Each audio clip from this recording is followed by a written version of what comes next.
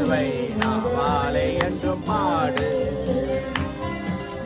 நீயால் தூதி பாடு இயேசுவை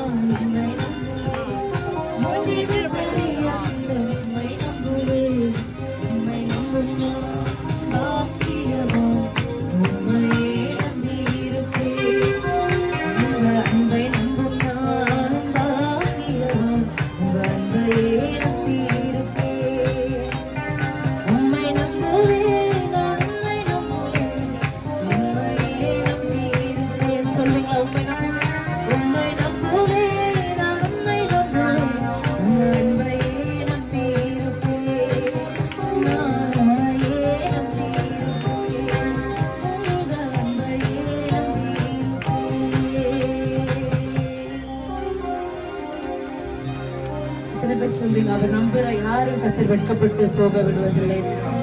முடிந்தவர்கள் நம்ம எந்திரிச்சு ரொம்ப நேரம் நம்ம எந்திரிச்சு நிற்போமா? கொஞ்ச நாள் கத்தர் ஆரம்பிக்க போகிறோம்.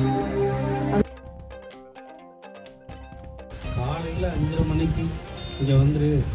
இந்த திங்ஸ் எல்லாம் நான் வந்து இந்த பிளேட்ஸு அரேஞ்ச்மெண்ட்ஸு இதுக்கு எல்லாத்துக்குமே வந்து ரொம்ப ரொம்ப ஒரு வாரமாக ஹெல்ப்ஃபுல். நான் வெஜிடேரியனுக்கு வெஜ்ஜு கேட்ரிங் சர்வீஸ்க்கு மற்றும் இந்த பேனர்ஸ்க்கு இனி கூட வரேன்னாரு. வேண்டாங்க, நீங்கள் வாங்க, நிறைய லோடு எடுத்துட்டீங்க, நீங்கள் வேண்டாம். இந்த இது வந்து ரமேஷ் பிரதர் ஒருத்தருக்கார், அவர் மூலயமா நாங்கள் என்ன பண்ணுறோம், பேனர்ஸ்லாம் முடித்தோம்.